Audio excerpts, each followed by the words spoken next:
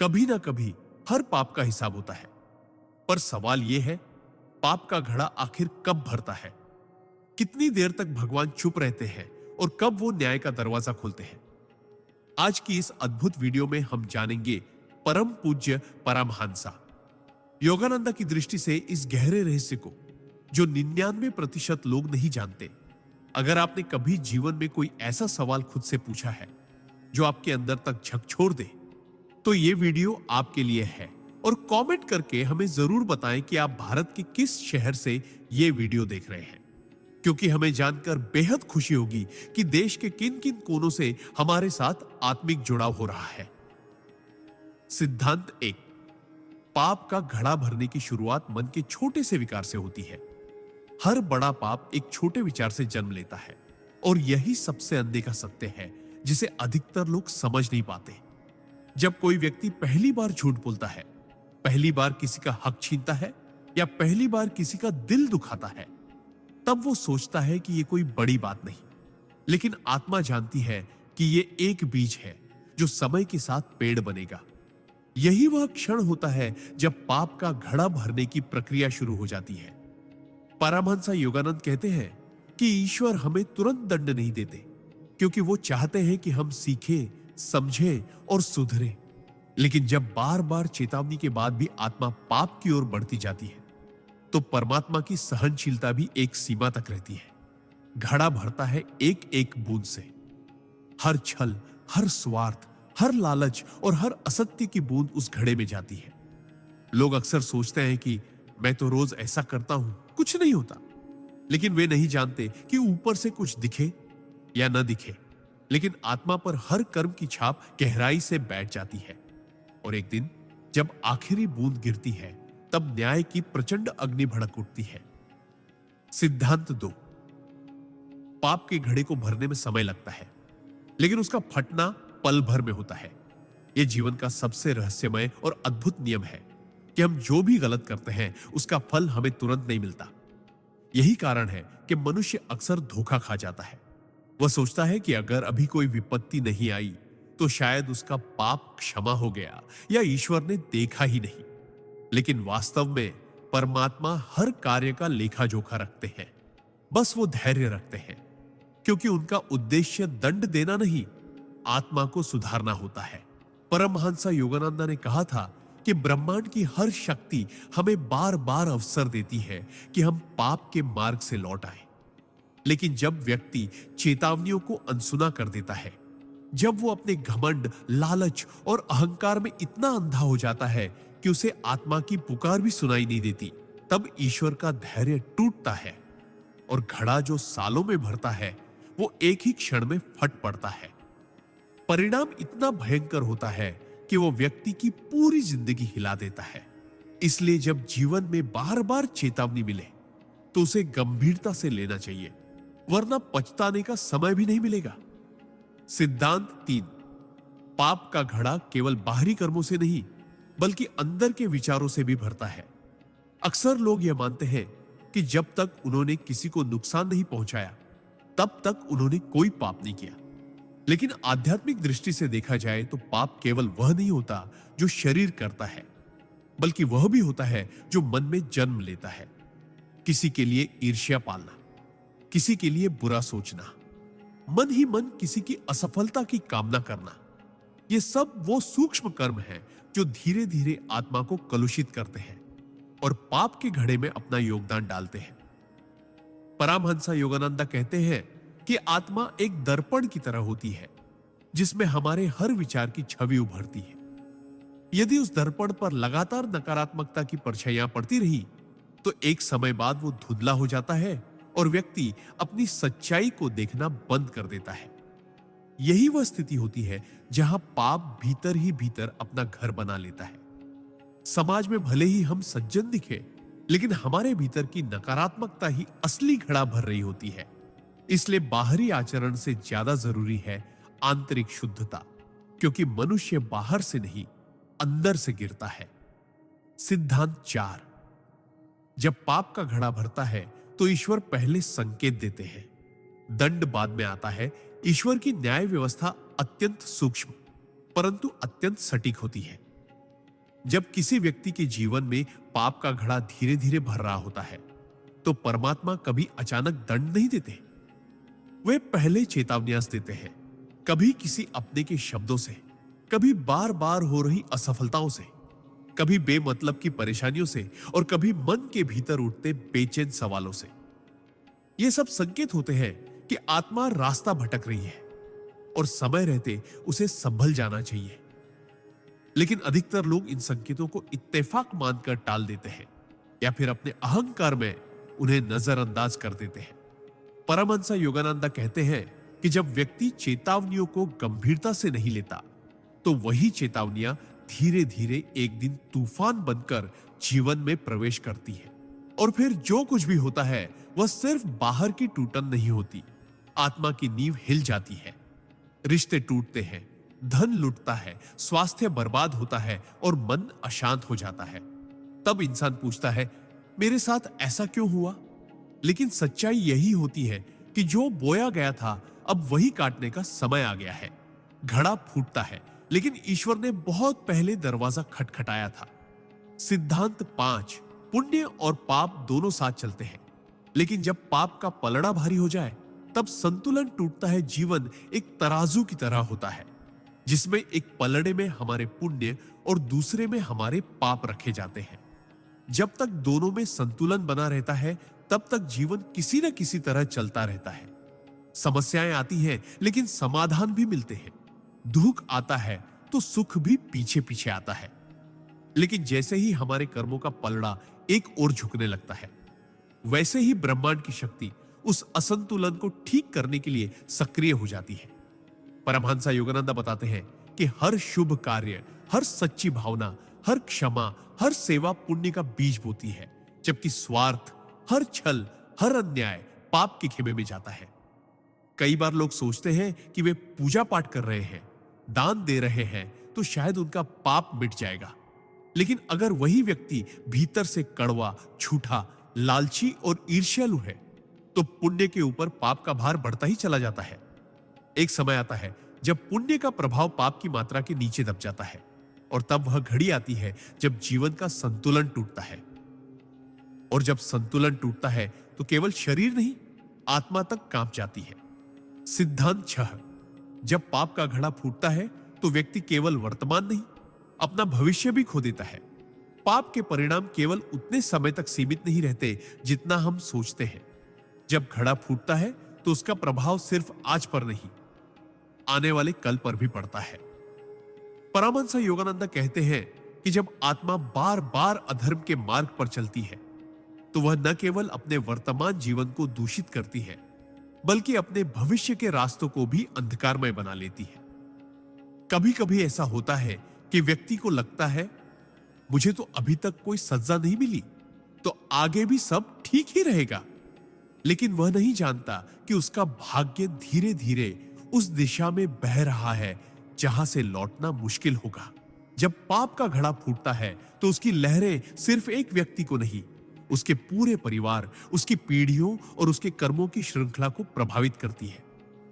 रिश्तों में दरारें, करियर में विफलता, मानसिक अस्थिरता, आत्मविश्वास की कमी, ये सब पाप के विस्फोट से उपजी वे अदृश्य चिंगारियां होती हैं जो जीवन को भीतर ही भीतर जलाती रहती है। इसलिए पाप को छोटा समझकर नजरअंदाज करना स्वयं के भविष्य से खिलवाड़ करने जैसा है। जो आज बोया गया है वह कल पेड़ बनकर तुम्हारा रास्ता रोक सकता है। सिद्धांत 7, पाप के घड़े को भरने से रोकने का एकमात्र उपाय है आत्मचिंतन और सच्चा पश्चाताप। मनुष्य के जीवन में सबसे बड़ी त्रासदी यह है कि वह अपने पापों को तब तक नहीं देखता जब तक उसका जीवन संकट में नहीं आ जाता। लेकिन परमात्मा की व्यवस्था में एक बेहद दयालु मार्ग हमेशा खुला रहता है, वह है आत्मचिंतन और सच्चा पश्चाताप। परमहंस योगानंद ने कहा था कि ईश्वर उन आत्माओं को विशेष कृपा देते हैं जो स्वयं को आईने में देखकर स्वीकार करती है कि हां, मुझसे गलती हुई है। यह स्वीकार करना कि हमने किसी को दुख पहुंचाया, किसी को छल लिया, किसी के साथ अन्याय किया, यह आत्मा की परिपक्वता का सबसे ऊंचा चरण है।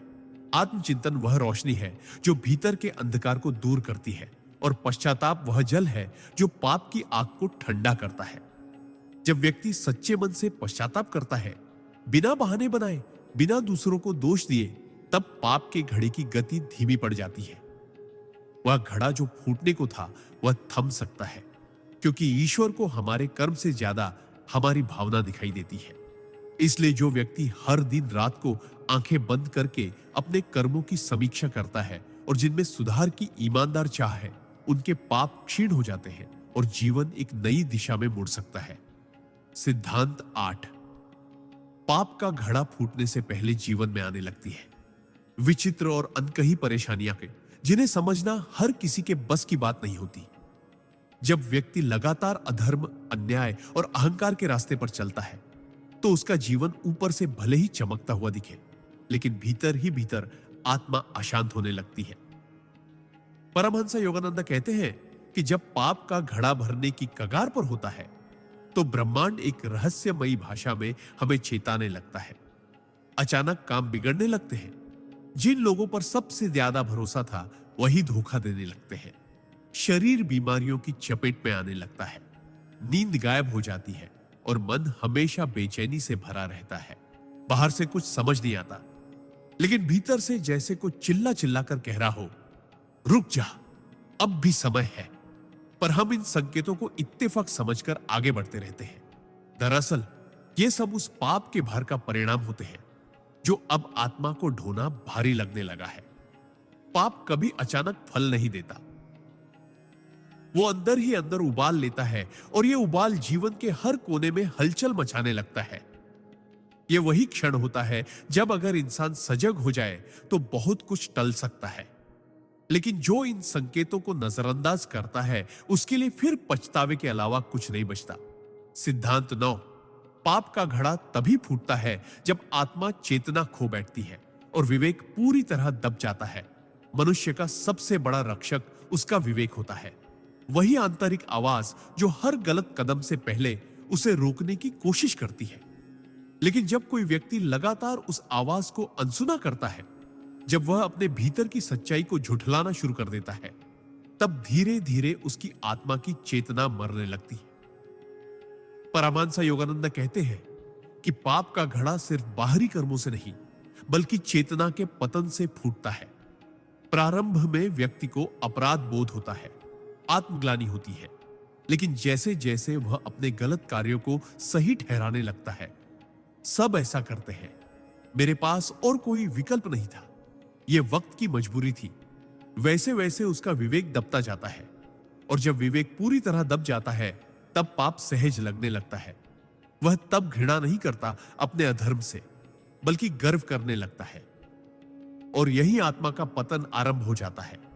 यही वह चरम बिंदु है जहां पाप का घड़ा फूटता है, क्योंकि अब आत्मा के पास चेतावनी सुनने की शक्ति ही नहीं बचती। परिणाम इतना विनाशकारी होता है कि व्यक्ति को वर्षों लग जाते हैं खुद को फिर से जोड़ने में, अगर वो जुड़ पाए तो। इसलिए आत्मा की आवाज को मरने मत दो, क्योंकि जहां विवेक समाप्त होता है, वहीं से विनाश शुरू हो जाता है। सिद्धांत 10। पाप का घड़ा एक दिन में नहीं भरता। ये छोटे छोटे समझौते, झूठे तर्कों और आत्मा के साथ हुए सौदों से भरता है। हर व्यक्ति जन्म से बुरा नहीं होता। हर आत्मा भीतर से निर्मल, शुद्ध और ईश्वर के अंश जैसी होती है। लेकिन जैसे जैसे जीवन की परिस्थितियां आती हैं और जब व्यक्ति सही और गलत के बीच फंसता है, तो कई बार वह थोड़ा समझौता कर लेता है। बस यही से पाप के घड़े की पहली बूंद टपकती है। परमहंस योगानंद कहते हैं कि पाप का सबसे बड़ा दरवाजा तर्क होता है। जब हम अपने गलत कामों को सही साबित करने के लिए बुद्धि का उपयोग करने लगते हैं। मैंने चोरी की क्योंकि मेरे पास कोई रास्ता नहीं था। मैंने धोखा दिया क्योंकि सब यही कर रहे हैं। मैंने झूठ बोला क्योंकि सच्चाई से काम नहीं चलता। ये सब छोटे छोटे सौदे होते हैं जो हम अपनी आत्मा के साथ करते हैं। हर बार जब हम अपने अंतर्मन की आवाज को दबाते हैं, हर बार जब हम सत्य से मुंह मोड़ते हैं, हर बार जब हम अपने अंदर उठते ग्लानि को अनदेखा करते हैं, तब पाप का घड़ा और भारी हो जाता है। लोग सोचते हैं कि पाप केवल बड़े अपराध है, लेकिन सच्चाई यह है कि घड़ा उन्हीं छोटे पापों से भरता है जो हमने कभी गंभीरता से नहीं लिया। यही जीवन का सबसे गहरा धोखा है और चेतावनी भी। सिद्धांत 11। पाप का घड़ा जब फूटता है तो ईश्वर दंड नहीं, दर्पण देते हैं जिसमें आत्मा को अपना असली चेहरा देखना पड़ता है। लोग अक्सर समझते हैं कि पाप का फल केवल दुख, हानि या विनाश होता है, लेकिन परमात्मा का न्याय उससे कहीं अधिक सूक्ष्म और गहन होता है।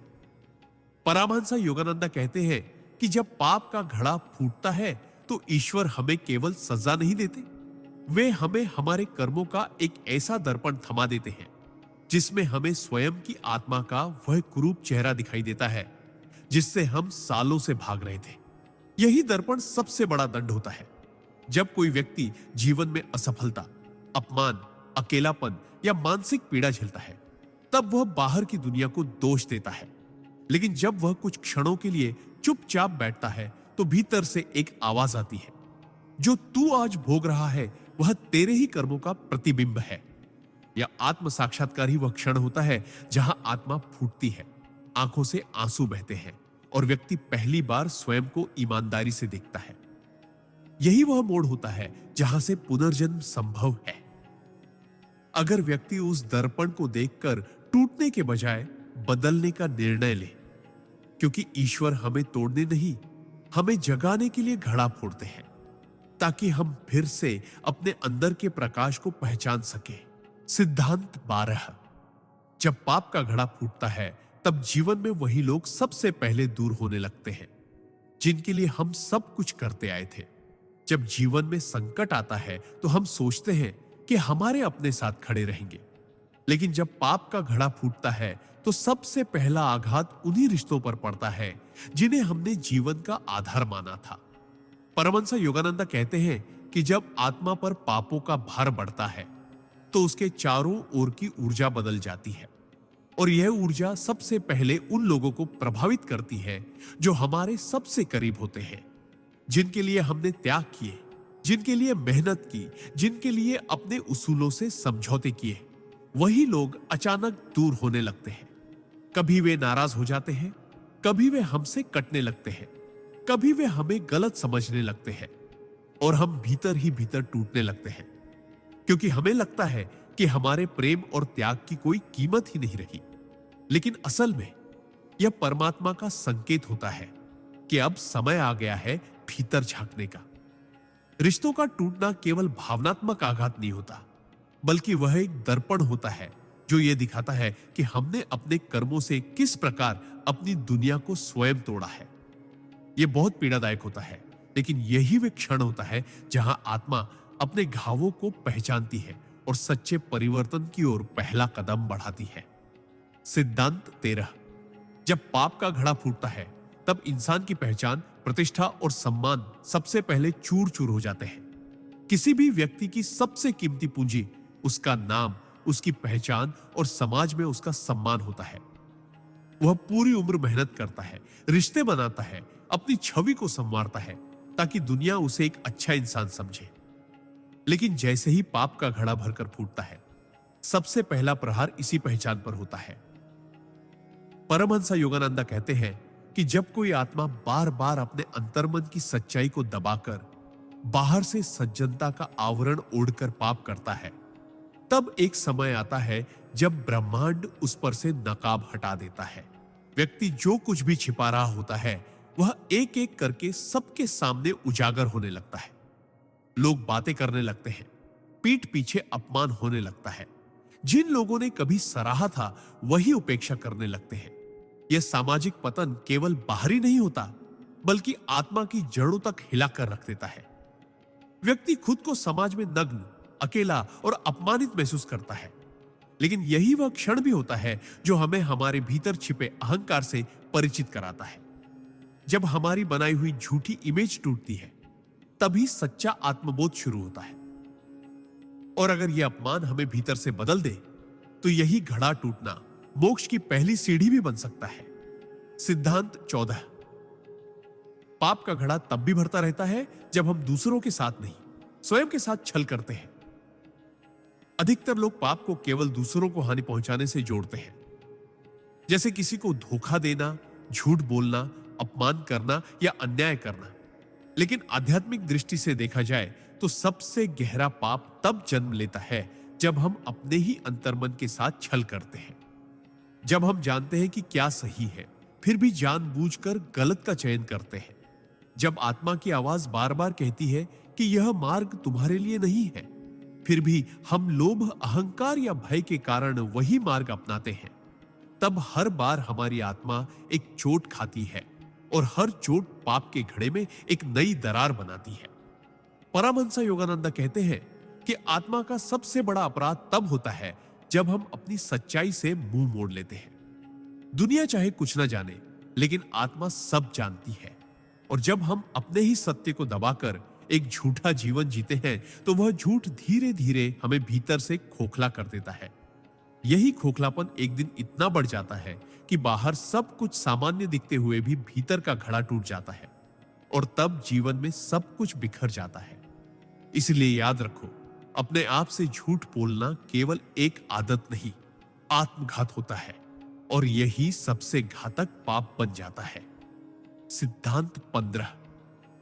जब पाप का घड़ा फूटता है, तब मनुष्य को बाहर से नहीं, अंदर से खालीपन और अर्थहीनता निगलने लगती है।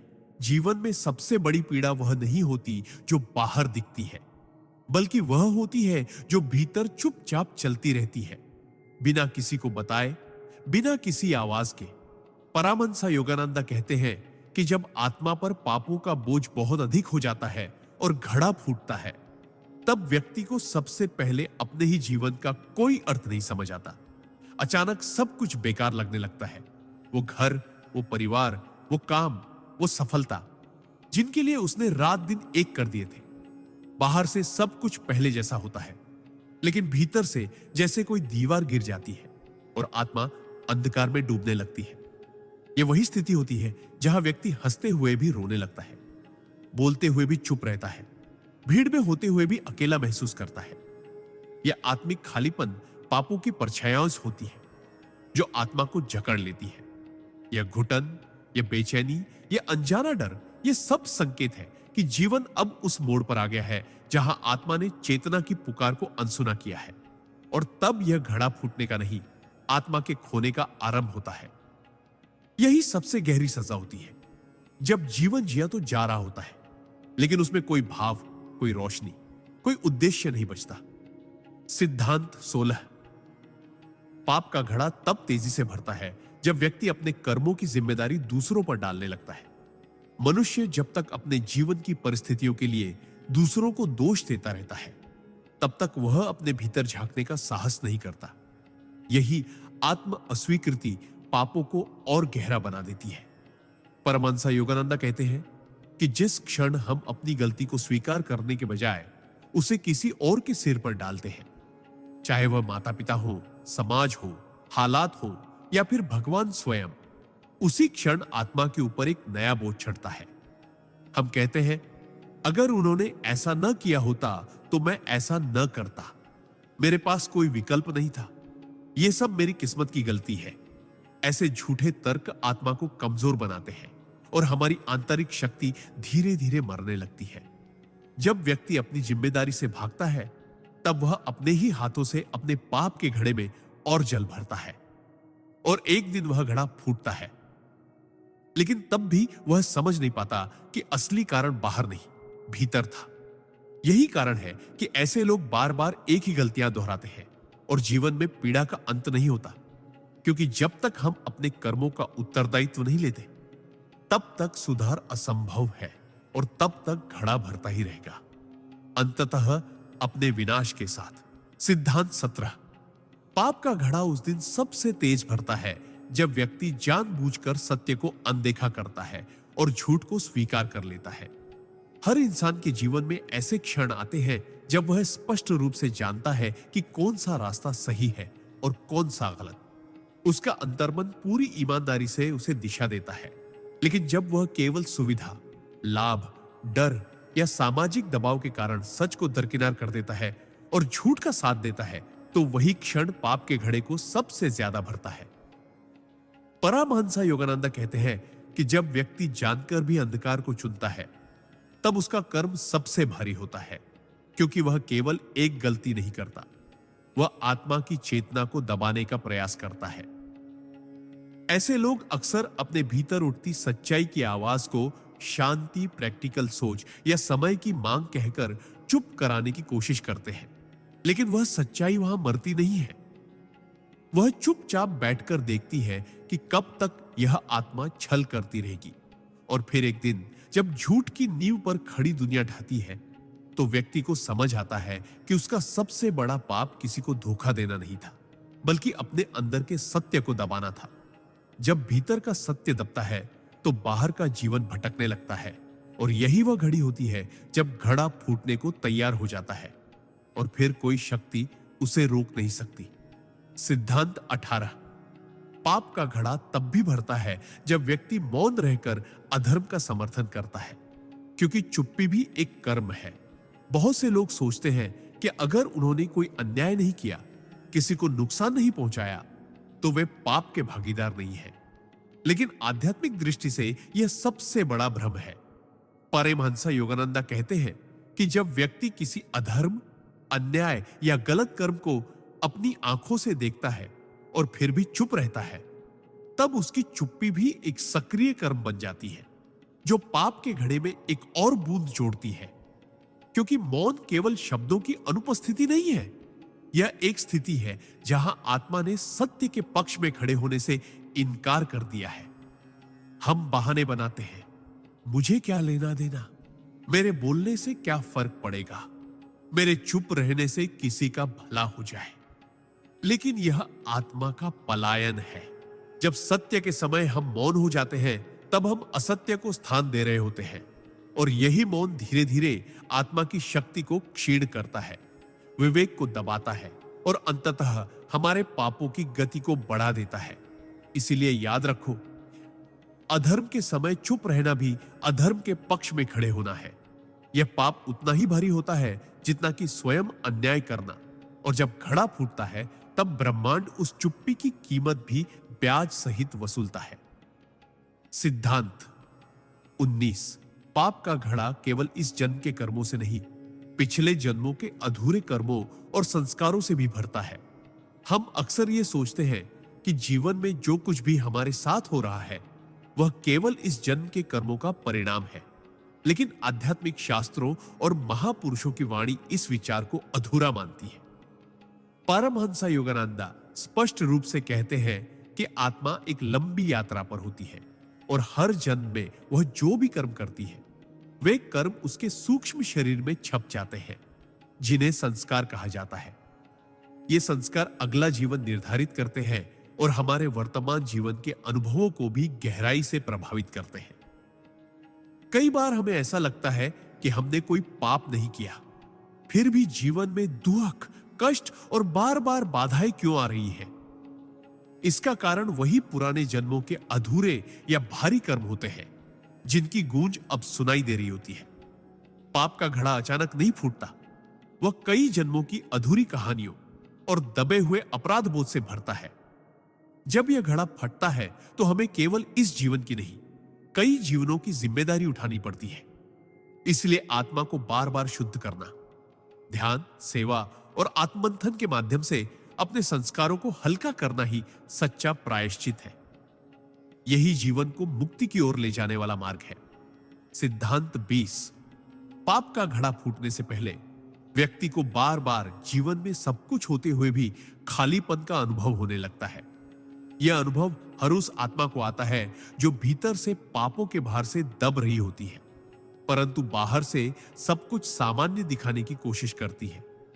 परमहंस योगानंदा कहते हैं कि आत्मा जब बार बार अपने सच्चे मार्ग से भटकती है और पाप के रास्ते पर अनजाने या जानबूझकर चलती है, तो एक समय आता है जब भौतिक सफलता, रिश्ते, संपत्ति, यश सब कुछ होते हुए भी व्यक्ति को अपने जीवन में कोई आनंद नहीं मिलता। वह हंसता है पर भीतर रोता है, वह सबके बीच होता है पर भीतर खुद से कटा हुआ महसूस करता है। यह वह सूक्ष्म संकेत होता है कि आत्मा और उसकी सच्चाई के बीच की दूरी अब बहुत ज्यादा हो चुकी है। यह भावनात्मक खालीपन ही वह चेतावनी है जिसे अधिकतर लोग नजरअंदाज कर देते हैं और समझते हैं कि शायद उन्हें कुछ नया चाहिए, कोई चेंज चाहिए। पर असल में उन्हें भीतर झांकने की जरूरत होती है। जब आत्मा पापों के भार से थकने लगती है, तब वह इस रूप में संकेत देती है। अगर व्यक्ति समय रहते चेत जाए तो परिवर्तन संभव है, अन्यथा यही अंतहीन खालीपन एक दिन घड़े की अंतिम बूंद बनकर टूट जाता है और फिर जीवन में ऐसी दरारें बनती हैं जिन्हें भरने में कई जन्म लग सकते हैं। सिद्धांत 21। पाप का घड़ा तब और तीव्रता से भरने लगता है जब व्यक्ति अपने कर्मों के परिणाम को मजाक समझने लगता है। कर्म का सिद्धांत जितना सरल है उतना ही गहरा और अटल भी। लेकिन जब व्यक्ति बार बार अपने गलत कर्मों के बाद भी तुरंत परिणाम न देखकर यह मान बैठता है कि कुछ नहीं होगा, मैं बच गया, या कर्म और पाप ये सब तो बातें हैं, तब वह अज्ञान नहीं अहंकार की अवस्था में प्रवेश कर चुका होता है। परमहंस योगानंदा चेताते हैं कि जब आत्मा न्याय के सिद्धांत का उपहास करने लगे, तब वह परमात्मा की सबसे दयालु व्यवस्था को चुनौती दे रही होती है और यह चुनौती बहुत महंगी पड़ती है। व्यक्ति धीरे धीरे उन सीमाओं को लांघने लगता है जिन्हें ईश्वर ने चेतना की रक्षा के लिए बनाया था। वह जानबूझकर अधर्म करने लगता है क्योंकि उसे लगता है कि परिणाम तो दिख ही नहीं रहा। लेकिन कर्म का लेखा जोखा दृश्य नहीं, अदृश्य स्तर पर चलता है और जब हिसाब होता है तो वह ब्याज सहित होता है। पाप का घड़ा तभी नहीं फूटता जब आप गलती करते हैं, वह तब फूटता है जब आप गलती पर गर्व करने लगते हैं। यही गर्व, यही मजाक उड़ाना ईश्वरीय न्याय को सीधी चुनौती है और जब उत्तर आता है तो वह सिर्फ दंड नहीं होता, वह आत्मा की सबसे गहरी पुकार बन जाता है जिसे न कोई सुन पाता है न समझ पाता है। इसलिए जब भी कोई व्यक्ति अपने कर्मों के परिणाम को मजाक में लेने लगे, समझ लो कि अब घड़ा भरने की गति दुगनी हो चुकी है। सिद्धांत 23। पाप का घड़ा तब सबसे भयंकर रूप में फूटता है जब व्यक्ति आध्यात्मिक ज्ञान होने के बावजूद भी पाप करता है। कर्म केवल कार्य का नहीं, चेतना का भी हिसाब रखता है। जब कोई व्यक्ति अज्ञानी होता है और भूलवश कोई पाप कर बैठता है, तो ब्रह्मांड उसके साथ दया का व्यवहार करता है क्योंकि उसकी आत्मा अब भी सीखने के मार्ग पर है। लेकिन जब कोई व्यक्ति शास्त्रों को जानता है, उपदेश सुन चुका है, साधना कर चुका है और फिर भी जानबूझकर पाप करता है, तब उसका पाप 100 गुना बढ़ जाता है। परमहंस योगानंदा कहते हैं कि आध्यात्मिक ज्ञान केवल सम्मान का कारण नहीं, उत्तरदायित्व का भार भी होता है। जो जानता है उससे अपेक्षा भी अधिक होती है। जब वह सत्य को पहचानने के बावजूद असत्य का मार्ग चुनता है, तब उसकी आत्मा पर दोहरा बोझ पड़ता है, एक तो कर्म का, दूसरा विवेक को दबाने का। ऐसे व्यक्तियों के लिए जब घड़ा फूटता है तो उसका प्रभाव केवल बाह्य जीवन तक सीमित नहीं रहता, वह आत्मा की जड़ों को हिलाकर रख देता है। साधना निष्प्रभ हो जाती है, शांति चली जाती है और भीतर ऐसी व्यथा जन्म लेती है जिसका कोई नाम नहीं होता। यह पीड़ा इसलिए भी अधिक होती है क्योंकि आत्मा जानती है कि उसने ईश्वर के दिए ज्ञान का अपमान किया है और यही अपमान ब्रह्मांड को मौन नहीं रहने देता। घड़ा फटता है और व्यक्ति को उस स्थिति में ला खड़ा करता है जहां उसे स्वयं से नजर मिलाना भी कठिन हो जाता है। यही चेतावनी है कि ज्ञान के साथ खेलना आग से खेलने के समान है, जो जलाता नहीं, भस्म कर देता है। सिद्धांत 24। पाप का घड़ा तब सबसे गहराई से भरता है जब व्यक्ति अपने अहंकार में खुद को ही ईश्वर से बड़ा समझने लगता है। मनुष्य का पतन तब शुरू नहीं होता जब वह कोई पाप करता है, बल्कि तब होता है जब वह यह मानने लगता है कि वह जो भी कर रहा है वह सही है और उसे कोई देख नहीं रहा, कोई रोक नहीं सकता। यही वह अवस्था होती है जहां उसका अहंकार इतना बढ़ जाता है कि वह स्वयं को ही ईश्वर से श्रेष्ठ मानने लगता है। परमहंस योगानंदा कहते हैं कि जब व्यक्ति को यह भ्रम होने लगे कि उसके कर्मों का कोई परिणाम नहीं, कि वह सब कुछ जानता है और उसके निर्णय ही अंतिम है, तब उसका पाप केवल कर्म नहीं रह जाता, वह आत्मिक विद्रोह बन जाता है। और यह विद्रोह ब्रह्मांड की सबसे संतुलित व्यवस्था को सीधी चुनौती देता है। ऐसे व्यक्ति धर्म, नीति, प्रेम करुणा, इन सब का उपहास करने लगते हैं।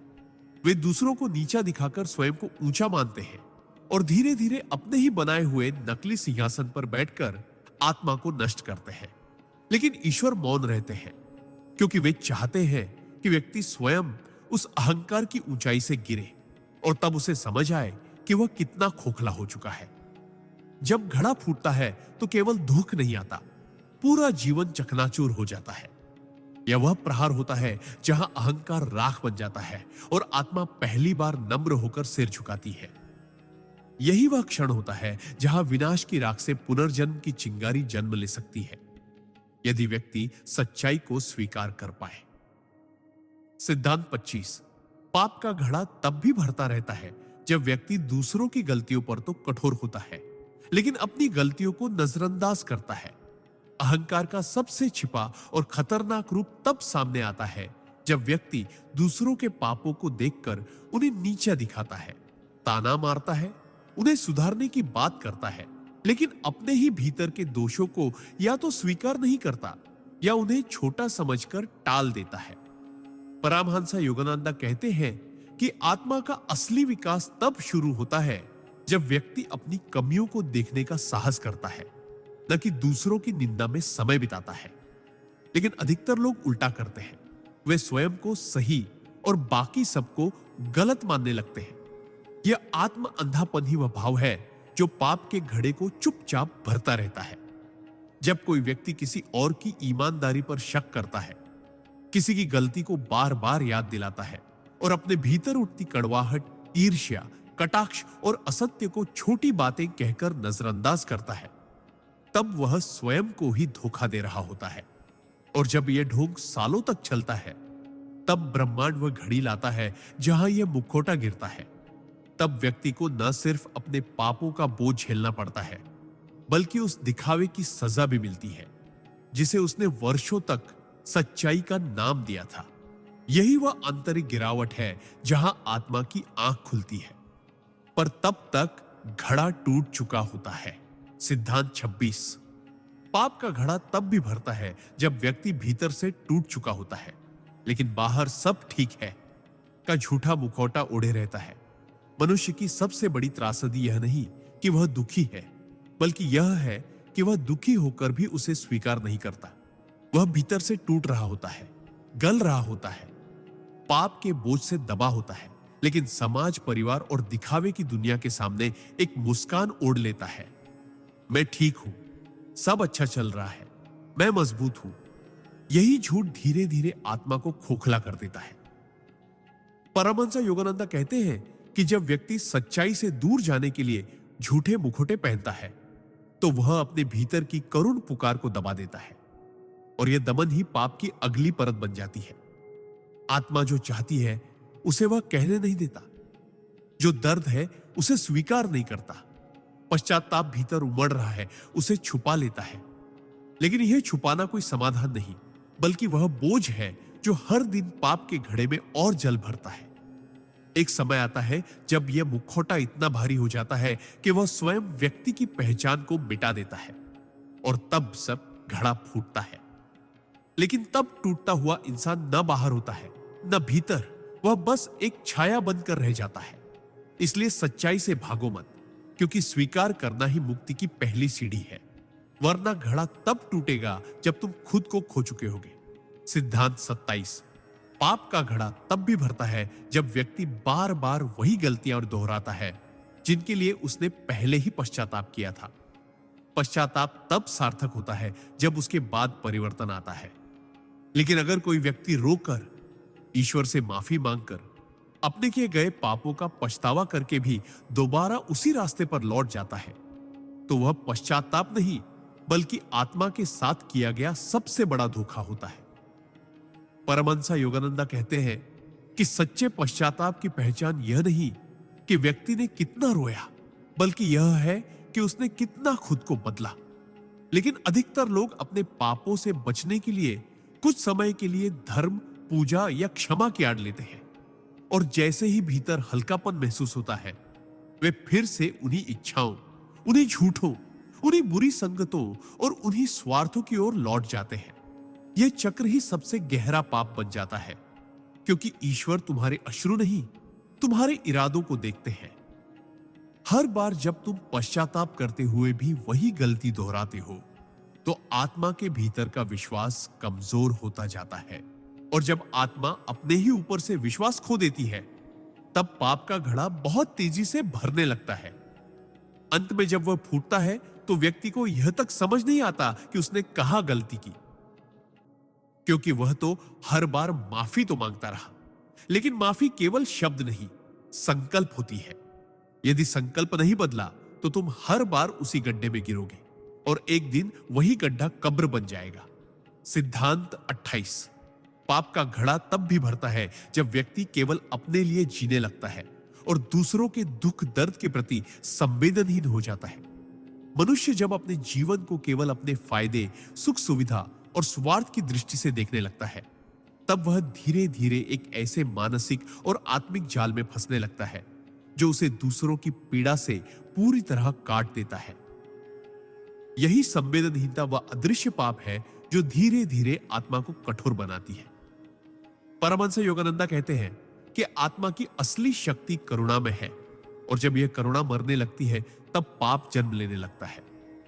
जब कोई व्यक्ति यह देखता है कि कोई दुखी है, असहाय है, अन्याय सह रहा है, लेकिन फिर भी वह मुड़कर नहीं देखता, क्योंकि उसे उससे कोई मतलब नहीं, तब वह निष्क्रिय होकर भी एक भारी पाप का बोझ अपने ऊपर ले रहा होता है। मुझे क्या लेना देना, मेरे पास समय नहीं है, हर कोई अपनी किस्मत लेकर आया है। ये विचार आत्मा को धीरे धीरे निर्जीव बना देते हैं। जीवन केवल स्वयं के लिए नहीं है, हम सब ब्रह्मांड के एक दूसरे से जुड़े हुए कण हैं। जब तुम किसी और के दुहक को नजरअंदाज करते हो, तो दरअसल तुम अपने भीतर के प्रकाश को नजरअंदाज करते हो, और यही वह अंधकार है जो हर दिन पाप के घड़े को थोड़ा और भर देता है, जब तक कि वह इतना भारी ना हो जाए कि तुम्हारा अपना जीवन ही उस बोझ से चकनाचूर ना हो जाए। इसलिए यदि तुम जीवित आत्मा हो, तो दूसरों के दुख को महसूस करो, वरना तुम्हारी चुप्पी ही तुम्हारे पतन की पहली सीढ़ी बन जाएगी। सिद्धांत 29। पाप का घड़ा तब भी भरता है जब व्यक्ति कृतघ्न हो जाता है और अपने जीवन में आए हुए शुभ कर्मों, संबंधों और अवसरों को नजरअंदाज करता है। कृतज्ञता केवल एक भावना नहीं है, यह आत्मा की विनम्रता का प्रमाण है। सिद्धांत 26। पाप का घड़ा तब भी भरता है जब व्यक्ति भीतर से टूट चुका होता है, लेकिन बाहर सब ठीक है, का झूठा मुखौटा ओढ़े रहता है। मनुष्य की सबसे बड़ी त्रासदी यह नहीं कि वह दुखी है, बल्कि यह है कि वह दुखी होकर भी उसे स्वीकार नहीं करता। वह भीतर से टूट रहा होता है, गल रहा होता है, पाप के बोझ से दबा होता है, लेकिन समाज, परिवार और दिखावे की दुनिया के सामने एक मुस्कान ओढ़ लेता है। मैं ठीक हूं, सब अच्छा चल रहा है, मैं मजबूत हूं। यही झूठ धीरे धीरे आत्मा को खोखला कर देता है। परमहंस योगानंदा कहते हैं कि जब व्यक्ति सच्चाई से दूर जाने के लिए झूठे मुखौटे पहनता है, तो वह अपने भीतर की करुण पुकार को दबा देता है, और यह दमन ही पाप की अगली परत बन जाती है। आत्मा जो चाहती है उसे वह कहने नहीं देता, जो दर्द है उसे स्वीकार नहीं करता, पश्चाताप भीतर उमड़ रहा है उसे छुपा लेता है। लेकिन यह छुपाना कोई समाधान नहीं, बल्कि वह बोझ है जो हर दिन पाप के घड़े में और जल भरता है। एक समय आता है जब यह मुखौटा इतना भारी हो जाता है कि वह स्वयं व्यक्ति की पहचान को मिटा देता है, और तब घड़ा फूटता है। लेकिन तब टूटता हुआ इंसान न बाहर होता है न भीतर, वह बस एक छाया बनकर रह जाता है। इसलिए सच्चाई से भागो मत, क्योंकि स्वीकार करना ही मुक्ति की पहली सीढ़ी है, वरना घड़ा तब टूटेगा जब तुम खुद को खो चुके होगे। सिद्धांत 27। पाप का घड़ा तब भी भरता है जब व्यक्ति बार बार वही गलतियां दोहराता है जिनके लिए उसने पहले ही पश्चाताप किया था। पश्चाताप तब सार्थक होता है जब उसके बाद परिवर्तन आता है। लेकिन अगर कोई व्यक्ति रोकर, ईश्वर से माफी मांगकर, अपने किए गए पापों का पछतावा करके भी दोबारा उसी रास्ते पर लौट जाता है, तो वह पश्चाताप नहीं बल्कि आत्मा के साथ किया गया सबसे बड़ा धोखा होता है। परमहंस योगानंदा कहते हैं कि सच्चे पश्चाताप की पहचान यह नहीं कि व्यक्ति ने कितना रोया, बल्कि यह है कि उसने कितना खुद को बदला। लेकिन अधिकतर लोग अपने पापों से बचने के लिए कुछ समय के लिए धर्म, पूजा या क्षमा की आड़ लेते हैं, और जैसे ही भीतर हल्कापन महसूस होता है, वे फिर से उन्हीं इच्छाओं, उन्हीं झूठों, उन्हीं बुरी संगतों और उन्हीं स्वार्थों की ओर लौट जाते हैं। यह चक्र ही सबसे गहरा पाप बन जाता है, क्योंकि ईश्वर तुम्हारे अश्रु नहीं, तुम्हारे इरादों को देखते हैं। हर बार जब तुम पश्चाताप करते हुए भी वही गलती दोहराते हो, तो आत्मा के भीतर का विश्वास कमजोर होता जाता है, और जब आत्मा अपने ही ऊपर से विश्वास खो देती है, तब पाप का घड़ा बहुत तेजी से भरने लगता है।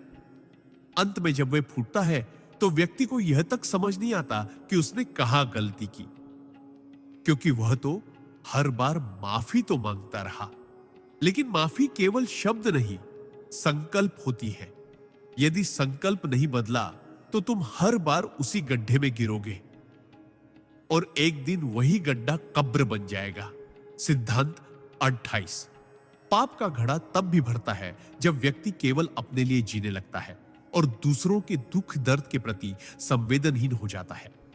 मनुष्य जब अपने जीवन को केवल अपने फायदे, सुख, सुविधा और स्वार्थ की दृष्टि से देखने लगता है, तब वह धीरे धीरे एक ऐसे मानसिक और आत्मिक जाल में फंसने लगता है जो उसे दूसरों की पीड़ा से पूरी तरह काट देता है। यही संवेदनहीनता वह अदृश्य पाप है जो धीरे धीरे आत्मा को कठोर बनाती है। परमहंस योगानंद कहते हैं कि आत्मा की असली शक्ति करुणा में है, और जब यह करुणा मरने लगती है, तब पाप जन्म लेने लगता है। जब कोई व्यक्ति यह देखता है कि कोई दुखी है, असहाय है, अन्याय सह रहा है, लेकिन फिर भी वह मुड़कर नहीं देखता, क्योंकि उसे उससे कोई मतलब नहीं, तब वह निष्क्रिय होकर भी एक भारी पाप का बोझ अपने ऊपर ले रहा होता है। मुझे क्या लेना देना, मेरे पास समय नहीं है, हर कोई अपनी किस्मत लेकर आया है। ये विचार आत्मा को धीरे धीरे निर्जीव बना देते हैं। जीवन केवल स्वयं के लिए नहीं है, हम सब ब्रह्मांड के एक दूसरे से जुड़े हुए कण हैं।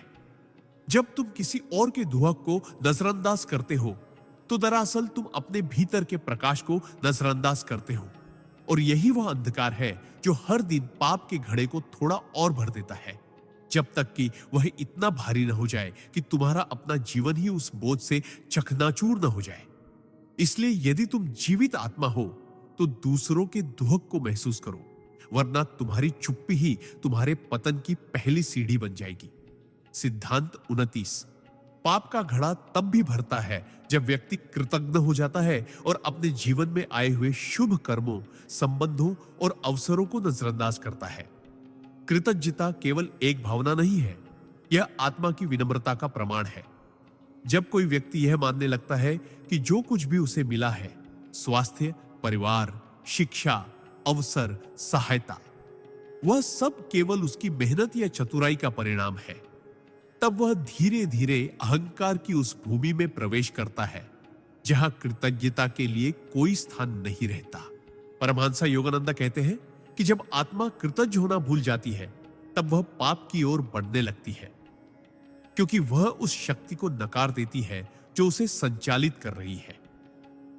जो माता पिता ने किया, जो गुरु ने सिखाया, जो मित्रों ने सहारा दिया, जो ईश्वर ने अनदेखे रूप से बचाया, इन सब का जब कोई मूल्य नहीं रहता, तब मनुष्य संबंधों का दोहन करता है, अवसरों का अपमान करता है और सहायता को अपना अधिकार मान बैठता है।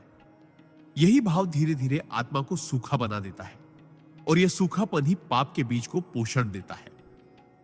जब जीवन में कृतज्ञता नहीं होती, तब मन में असंतोष, शिकायत और लालच जन्म लेते हैं, और यही वे शक्तियां हैं जो पाप के घड़े को दिन रात भरती है। अंततः जब वह घड़ा फूटता है, तो व्यक्ति के पास सब कुछ होते हुए भी कुछ नहीं बचता, क्योंकि उसने उन सभी हाथों को खो दिया होता है जिन्होंने उसे समय पर उठाया था। कृतज्ञता ही आत्मा की रक्षा करती है, और कृतज्ञता उसका सबसे मौन लेकिन घातक विनाश है। सिद्धांत 30। पाप का घड़ा तब भी भरता है जब व्यक्ति हर असफलता का कारण दूसरों को ठहराता है, लेकिन कभी स्वयं के भीतर नहीं झांकता। जब जीवन में कठिनाई आती है, रिश्ते बिगड़ते हैं, धन घटता है या सम्मान खोता है, तो सामान्य प्रवृत्ति यह होती है कि हम कारण बाहर ढूंढते हैं। मेरे माता पिता ने सही मार्गदर्शन नहीं दिया, मेरा साथी धोखेबाज निकला, संसार ने मुझे कभी समझा ही नहीं। ये सोच केवल बहाने नहीं होते, बल्कि आत्मा की सबसे बड़ी बीमारी बन जाती है। परमहंस योगानंद कहते हैं कि जब व्यक्ति बार बार अपने जीवन की विफलताओं के लिए दूसरों को जिम्मेदार ठहराता है, तब वह अपने आत्म साक्षात्कार के मार्ग को बंद कर देता है। यही वह अज्ञान है जो पाप के घड़े को भरता है, क्योंकि वह चेतना को भीतर जाने ही नहीं देता। जब हम भीतर नहीं झांकते तो अपने ही दोष हमें दिखाई नहीं देते और हम उन्हें सुधार भी नहीं पाते। तब हम वही गलती बार बार करते हैं, पर दोषारोपण के आवरण में लपेटकर। यही आवरण धीरे धीरे हमारी आत्मा को ढक लेता है और पाप चुपचाप जमा होता रहता है। जब घड़ा फूटता है तब जीवन में चारों ओर अंधकार छा जाता है, और तब भी ऐसे व्यक्ति समझ नहीं पाते कि असली शत्रु बाहर नहीं, उनके अपने भीतर था। आत्मजागरण तभी संभव है जब हम साहस करें यह कहने का, हां, गलती मेरी थी। यही स्वीकारोक्ति घड़ा भरने से रोक सकती है, वरना वह दिन दूर नहीं जब बहानों का महल ढह जाएगा और आत्मा को उस सच्चाई से सामना करना पड़ेगा जिससे वह जीवन भर भागती रही। सिद्धांत 31। पाप का घड़ा तब भी भरता है जब व्यक्ति बार बार दूसरों को माफी देने से इनकार करता है और अपने भीतर क्रोध, घृणा और बदले की आग पालता रहता है। माफ करना आत्मा की सबसे पवित्र शक्ति है, और जब कोई व्यक्ति इसे छोड़ देता है तब वह अपने भीतर धीरे धीरे एक ऐसे ज्वालामुखी को जन्म देता है जो न केवल उसे भीतर से जला देता है, बल्कि उसकी चेतना को भी दूषित कर देता है। परमहंस योगानंद कहते हैं कि बदले की भावना आत्मा की ऊंचाई को नीचे खींचने वाली सबसे भारी जंजीर है। जब व्यक्ति किसी के द्वारा किए गए अन्याय को भूलने के बजाय दिन रात उसी घाव को कुरेदता है, उसी व्यक्ति को दोष देता है, उसी परिस्थिति को कोसता है, तब वह खुद अपने भीतर की शांति का हनन करता है। उसे लगता है कि वह सही है, और शायद है भी, लेकिन यह सही होना आत्मा को मुक्त नहीं करता, बल्कि एक बंदी बना देता है। हर बार जब हम माफ करने की बजाय बदला सोचते हैं, तब हमारे भीतर का पवित्र स्थान एक और काले धब्बे से भर जाता है, और यही धब्बे पाप के घड़े में गिरने वाली अग्निबूंद की तरह होते हैं। समय के साथ ये आग हमारे विचारों को विषैला बना देती है, संबंधों को तोड़ देती है और आत्मा को अंधकार से ढक देती है। जब घड़ा फूटता है तो व्यक्ति को लगता है कि दुनिया ने उसके साथ अन्याय किया, पर वास्तव में उसने स्वयं को सबसे गहरे स्तर पर नष्ट कर दिया होता है।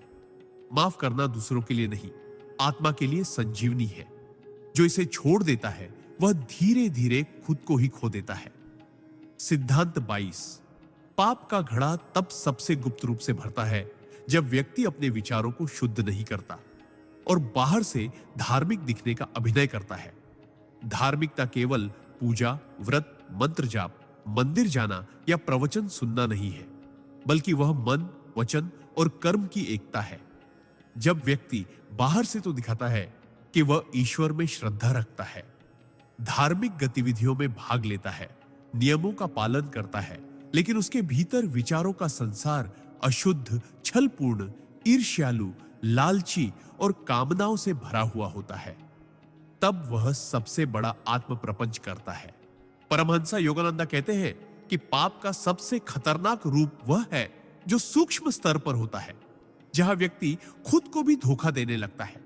बाहर से शांत, भीतर से अशांत, बाहर से नम्र, भीतर से अभिमानी, बाहर से भक्ति, भीतर से द्वेष। यह दोहरा जीवन ही वह कारण है जिससे पाप का घड़ा बिना किसी को दिखे हर दिन भरता रहता है, और जब वह फूटता है तो व्यक्ति को समझ ही नहीं आता कि ऐसा क्यों हुआ, क्योंकि उसे तो लगता है कि वह तो धार्मिक है, पर ईश्वर बाहर नहीं, भीतर देखते हैं। उनके लिए सबसे बड़ी भक्ति सत्यता है, भीतर की निर्मलता है।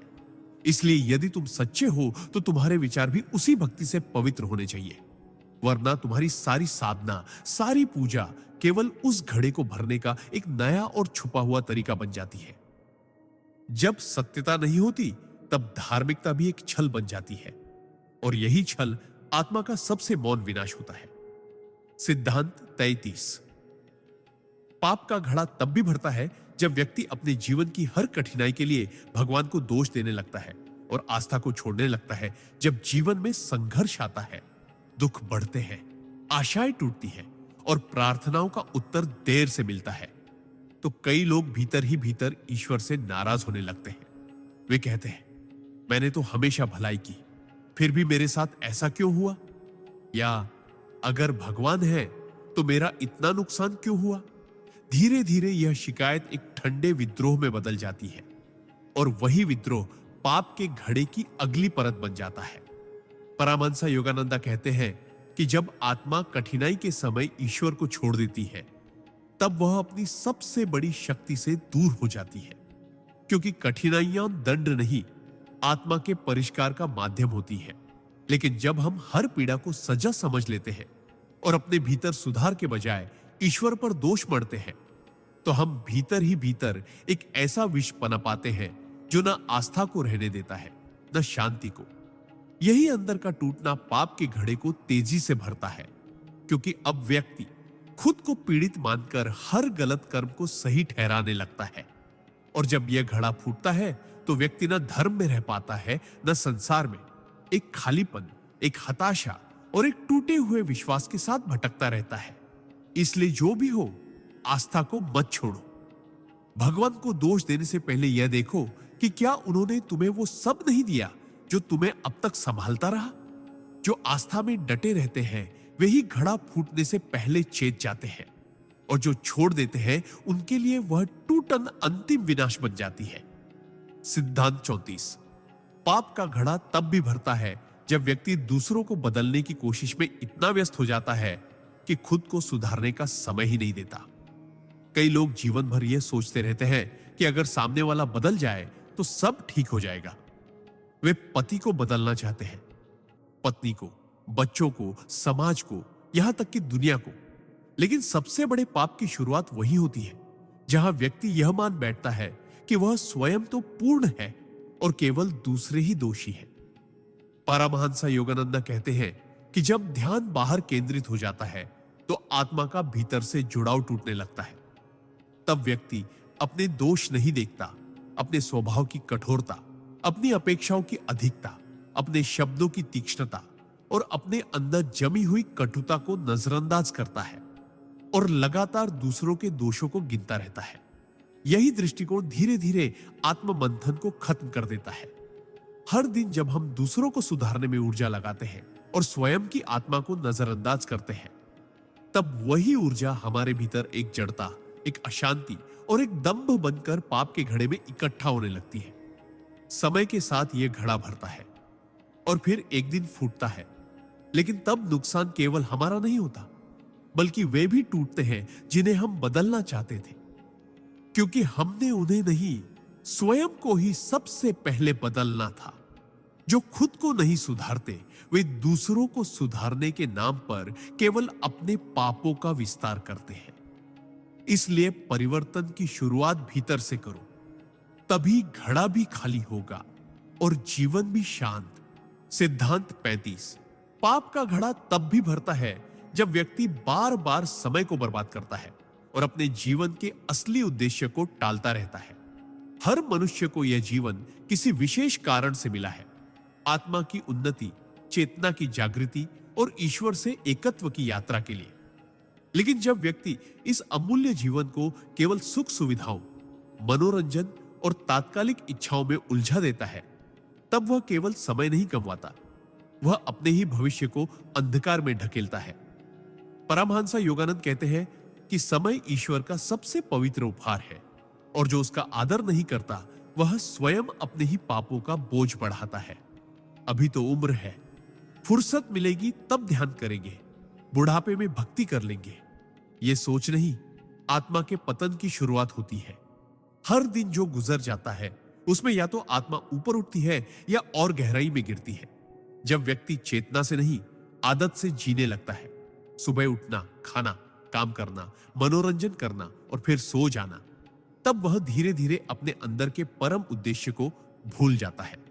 यही विस्मृति, यही टाल मटोल हर बीते दिन के साथ पाप के घड़े में एक अदृश्य बूंद बनकर गिरती जाती है, और जब घड़ा फूटता है तब व्यक्ति के पास पछताने के अलावा कुछ नहीं बचता, क्योंकि जो समय उसने गंवाया वह लौटता नहीं, और जो आत्मा उसने दबाई वह अब उसे पुकारना बंद कर देती है। इसीलिए चेतो, जीवन का हर क्षण एक अवसर है मुक्ति की ओर बढ़ने का। अगर तुम उसे व्यर्थ करोगे तो वह मौन होकर तुम्हारे ही पतन का कारण बन जाएगा। सिद्धांत 36। पाप का घड़ा तब भी भरता है जब व्यक्ति अपने अंदर की आवाज को बार बार नजरअंदाज करता है और समाज की राय को ईश्वर से ऊपर मानने लगता है। हर आत्मा के भीतर एक दिव्य आवाज होती है जिसे हम अंतःकरण या अंतरात्मा कहते हैं। यह वही आवाज है जो हमें चुपचाप बताती है कि क्या सही है और क्या नहीं। लेकिन जैसे जैसे व्यक्ति समाज की मान्यताओं, परंपराओं, भीड़ की सोच और दूसरों के फैसलों के पीछे भागता है, वह धीरे धीरे अपनी उस सच्ची आवाज को सुनना बंद कर देता है। परमहंस योगानंद कहते हैं कि आत्मा को कभी किसी बाहरी गुरु की जरूरत नहीं होती जब तक वह अपने भीतर के ईश्वर से जुड़ी हो। लेकिन जब वह भीतर की बातों को छोड़कर बाहर की राय को सत्य मानने लगती है, तब चेतना कुंद होने लगती है, विवेक कमजोर होने लगता है और निर्णय केवल दिखावे, डर या स्वार्थ के आधार पर ली जाने लगते हैं। यह आत्मघात का पहला चरण होता है, क्योंकि तब व्यक्ति अपने जीवन की बागडोर उन हाथों में दे देता है जो कभी उसकी आत्मा को नहीं जानते थे। और हर बार जब वह भीतर की चेतावनी को अनसुना करता है, यह काम मत करो, यह बात सही नहीं है, तुम इससे गिरोगे, तब एक बूंद और पाप के घड़े में गिरती है।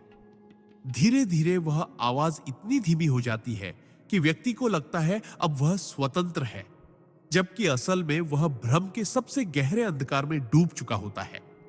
जब घड़ा फूटता है तो बाहर से कुछ नहीं बदलता, पर भीतर का सब कुछ समाप्त हो चुका होता है। इसलिए समाज से डरने से पहले अपनी आत्मा से डरना सीखो, क्योंकि जब तुम भीतर से कट जाते हो तब तुम हर पाप के लिए पूरी तरह खुल जाते हो। सिद्धांत 37। पाप का घड़ा तब भी भरता है जब व्यक्ति दिखावे की दुनिया में इतना उलझ जाता है कि वह सत्य की खोज छोड़ देता है और केवल दिखने के लिए जीने लगता है। आज का युग सोशल मीडिया, दिखावा, नाम, छवि और बाहरी सफलता का युग है। लोग ये सोचते हैं कि मैं क्या हूं से ज्यादा महत्वपूर्ण है मैं दूसरों को कैसा दिखता हूं। जब इंसान इस दिखावे के संसार में फंस जाता है तो उसकी प्राथमिकता केवल यह बन जाती है कि वह कैसा दिखाई दे रहा है, भले ही भीतर कितना भी खोखला क्यों ना हो। परमहंस योगानंद कहते हैं कि जब व्यक्ति आत्मा की सच्चाई को छोड़कर समाज की सराहना पाने के पीछे भागता है, तब वह हर दिन थोड़ा थोड़ा करके अपने भीतर के सत्य को मारता है। वह झूठी मुस्कान पहनता है, झूठे विचारों को फैलाता है, झूठी कहानियों से खुद को बड़ा दिखाता है और अंदर की पीड़ा को दबा देता है, ताकि लोग उसे सफल, सुंदर, धार्मिक या परिपूर्ण समझें। लेकिन यह सब केवल मुखौटा होता है, और हर बार जब वह इस मुखौटे को जिंदा रखने के लिए सच को दबाता है, आत्मा को कुचलता है और ईश्वर को भुलाता है, तब एक और बूंद पाप के घड़े में गिरती है। यह दिखावा इतना भारी हो जाता है कि व्यक्ति को खुद ही याद नहीं रहता कि उसका असली चेहरा कौन सा है। और जब घड़ा फूटता है तो जो टूटता है वह सिर्फ जीवन नहीं होता, वह पहचान होती है, अस्तित्व होता है, आत्मा होती है। इसलिए सच्चे बनो, भले ही लोग तुम्हें छोटा समझे, पर झूठे बनकर अगर तुम बड़े दिखे तो याद रखना तुम्हारा घड़ा बहुत तेजी से भर रहा है, और वह दिन दूर नहीं जब सब कुछ भर भरा कर गिर जाएगा। सिद्धांत 38। पाप का घड़ा तब भी भरता है जब व्यक्ति दूसरों की सफलता से प्रेरित होने की बजाय जलन, ईर्ष्या और तुलना की आग में जलने लगता है। जब कोई हमारे सामने तरक्की करता है, सुखी जीवन जीता है, सम्मान पाता है, या फिर वह पा लेता है जो हम अब तक नहीं पा सके, तो यह मनुष्य की स्वाभाविक प्रवृत्ति होती है कि वह तुलना करने लगे। लेकिन जब तुलना सकारात्मक प्रेरणा बनने के बजाय ईर्ष्या और हीन भावना का जहर बन जाए, तब वह भीतर एक ऐसा पाप बो देती है जो चुपचाप आत्मा की शांति को नष्ट करता है। पारमहंस योगानंद कहते हैं कि ईर्ष्या आत्मा को दीमक की तरह खाती है। यह बाहर से कुछ नहीं करती, पर भीतर से इंसान को खोखला कर देती है। ऐसे व्यक्ति दूसरों की खुशियों में खुश नहीं हो सकते, बल्कि उन्हें दुख तब होता है जब दूसरे आगे बढ़ते हैं। यही दुख धीरे धीरे द्वेष में बदलता है और फिर शुरू होता है गुप्त आलोचना, बुराई, ताने और मानसिक विष। व्यक्ति बाहर से भले शांत दिखे, लेकिन उसका मन हर समय दूसरों को गिराने या उनकी सफलता को कमतर साबित करने में लगा रहता है। यही भाव बार बार पाप के घड़े में गिरता है, क्योंकि यह भावना आत्मा को ऊपर उठने से रोकती है। और जब घड़ा फूटता है, तब व्यक्ति केवल दूसरों की सफलता देखकर ही टूटने लगता है। उसे लगता है कि उसके साथ अन्याय हुआ, जबकि असल में वह अपने ही भीतर की आग में जलता रहा। इसलिए ईर्ष्या से नहीं, प्रेरणा से देखो। तुलना नहीं, कर्म को महत्व दो, वरना तुम्हारी दृष्टि तुम्हारे ही विनाश का कारण बन जाएगी। और तब घड़ा केवल पाप से नहीं, पछतावे से भी छलक उठेगा। सिद्धांत 39। पाप का घड़ा तब भी भरता है जब व्यक्ति सत्य को जानने के बाद भी चुप रहता है और अपने लाभ के लिए झूठ का साथ देता है। जब तुम जानते हो कि सामने वाला झूठ बोल रहा है, किसी को दुख पहुंचा रहा है, किसी का हक छीन रहा है, और फिर भी तुम यह सोचकर कुछ नहीं कहते कि मुझे क्या लेना देना या मुझे तो फायदा मिल रहा है, तब तुम उस झूठ की जड़ों में पानी दे रहे होते हो। हर बार जब हम चुप रहते हैं जहां हमें बोलना चाहिए, या झूठ के पक्ष में खड़े होते हैं जहां हमें सत्य का साथ देना चाहिए, तब एक और बूंद पाप के घड़े में गिरती है। धीरे धीरे यही मौन तुम्हारी आत्मा की आवाज को बंद कर देता है। फिर तुम सही और गलत में फर्क करना भी भूल जाते हो और तुम्हारा पूरा जीवन केवल स्वार्थ की दिशा में बहने लगता है। जब घड़ा फूटता है तो तुम्हारा विश्वास, तुम्हारे संबंध, तुम्हारा सम्मान, सब कुछ ध्वस्त हो जाता है। इसलिए अगर तुम सच जानते हो तो उसके लिए खड़े भी हो, क्योंकि जो चुप रहता है वो भी उतना ही दोषी होता है जितना वो जो झूठ बोलता है। सिद्धांत 40। पाप का घड़ा तब भी भरता है जब व्यक्ति बार बार चेतावनी के संकेतों को अनदेखा करता है और उन्हें महज इत्तेफाक समझकर टाल देता है।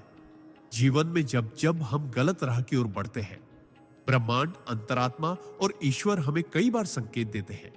कभी किसी बात से बेचैनी होती है, कभी कोई सपना चेतावनी देता है, कभी कोई व्यक्ति हमें रोकने की कोशिश करता है, तो कभी कोई घटना हमें झकझोरती है। लेकिन जब हम बार बार इन संकेतों को नजरअंदाज करते हैं और सोचते हैं कि ये तो सब सामान्य है, मेरे साथ कुछ नहीं होगा, ये महज इत्तेफाक है, तब हम अपनी चेतना को ही बंद करने लगते हैं। परमहंस योगानंदा कहते हैं कि ईश्वर कभी भी सीधे दंड नहीं देते, पहले वह संकेत देते हैं, अवसर देते हैं, आत्मा को जगाने की कोशिश करते हैं। लेकिन जब व्यक्ति बार बार उन्हीं पापों की ओर लौटता है, उन आदतों को छोड़ने से इनकार करता है जिनसे उसका पतन तय है, तब वह चेतावनी नहीं सुन रहा होता, वह अपनी आत्मा को कुंद कर रहा होता है। हर अनदेखा संकेत एक नई बूंद बनकर पाप के घड़े में गिरता है और धीरे धीरे वह घड़ा तब भी भर जाता है जब बाहर सब कुछ सामान्य दिख रहा होता है। लेकिन एक दिन वही इत्तेफाक जो तुमने अनदेखा किया था, वह एक बड़ा तूफान बनकर सामने आता है और तब तुम्हारे पास कोई जवाब नहीं होता, क्योंकि तुमने सारे प्रश्न पहले ही अनसुने कर दिए थे। इसलिए अगर तुम्हें भीतर बेचैनी महसूस हो, बार बार कोई बात परेशान करे या कोई व्यक्ति बार बार वही बात समझाए, तो ठहरो, सोचो और सुनो। ये संकेत तुम्हें बचाने आए हैं। नजरअंदाज करोगे तो घड़ा टूटेगा और उस टूटन से निकलने का रास्ता बहुत कठिन होगा। सिद्धांत 41। पाप का घड़ा तब भी भरता है जब व्यक्ति अपने जीवन में आई बार बार की पराजयों से सीखने की बजाय उन्हें अपनी नियति मानकर आत्मसमर्पण नहीं, बल्कि आत्म पराजय को स्वीकार कर लेता है। हर मनुष्य को जीवन में कई बार गिरना पड़ता है, संबंध टूटते हैं, व्यापार डूबते हैं, सपना बिखरता है, मेहनत बेकार जाती है। लेकिन इन सब के बीच ब्रह्मांड एक बात हमेशा पूछता है, क्या अब भी तुम उठोगे? परमहंस योगानंद कहते हैं कि पराजय कभी अंत नहीं होती, वह आत्मा को परखने का एक साधन है। लेकिन जब व्यक्ति हार से टूटकर बैठ जाता है, जीवन से उम्मीद छोड़ देता है और कहने लगता है, मेरे साथ तो हमेशा ऐसा ही होता है, शायद मेरी किस्मत ही खराब है। तब वह भीतर ही भीतर एक ऐसे अंधेरे को जन्म देता है जो उसे अपने ही प्रकाश से काट देता है। धीरे धीरे वह खुद को दोषी मानने लगता है, फिर दुनिया को, फिर ईश्वर को। वह जीवन को एक सज्जा समझने लगता है और कर्म करना छोड़ देता है। यही निष्क्रियता, यही आत्म पराजय पाप के घड़े में गिरने वाली सबसे विषैली बूंद बनती है, क्योंकि तब व्यक्ति न केवल जीवन का अपमान करता है, बल्कि उस ईश्वरीय शक्ति का भी जिसने उसे बार बार अवसर दिए उठने के। जब यह घड़ा फूटता है तो उसके साथ आत्मविश्वास, आत्मसम्मान और आस्था सब बिखर जाते हैं। इसलिए याद रखो, हारना कोई पाप नहीं, लेकिन हार मान लेना और उसे अपने अस्तित्व की सच्चाई बना लेना आत्मा के विकास की सबसे बड़ी रुकावट है। जीवन ने तुम्हें रोका है, खत्म नहीं किया। अब भी उठो, वरना घड़ा तुम्हारी चुप्पी से ही छलक जाएगा। सिद्धांत 42। पाप का घड़ा तब भी भरता है जब व्यक्ति बार बार दूसरों को चोट पहुंचाकर यह सोचता है कि मैंने तो मजाक किया था, और उनके भावनात्मक घावों को महत्वहीन समझ लेता है। भावनाएं आत्मा की भाषा होती है। जब हम किसी के शब्दों से, व्यवहार से या मौन से भी घायल होते हैं, तो वो घाव केवल दिल में नहीं, आत्मा की गहराइयों में उतर जाते हैं।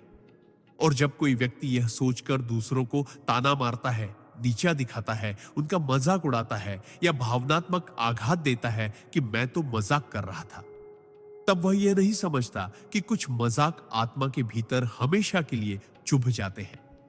परमहंस योगानंद कहते हैं कि प्रेम, करुणा और संवेदना, यही वो गुण है जो आत्मा को ऊपर उठाते हैं। और जब व्यक्ति दूसरों की भावनाओं को बिना समझे रोता है, तब वह अपने ही भीतर से इन दिव्य गुणों को मिटा देता है। एक बार किसी को अपमानित करके अगर हम ये सोचे कि अरे वो तो सह लेगा, तो हम ये नहीं देख पाते कि सामने वाला कितनी देर से चुप है, और ये चुप्पी उसकी मजबूरी है या टूटन। हर ऐसी चुभन जो हमारी वजह से किसी और की आत्मा में बैठती है, पाप के घड़े में एक अदृश्य बूंद बन जाती है। धीरे धीरे ये बूंदें एक ऐसा भार बनाती है जिसका असर हमारे संबंधों, हमारे मानसिक शांति और यहां तक कि हमारे कर्मों पर भी पड़ता है। और जब यह घड़ा टूटता है तो हम अकेले नहीं गिरते, हमारे साथ वे भी टूटते हैं जिनकी भावनाओं को हमने कभी हंसी मजाक कहकर अनदेखा किया था।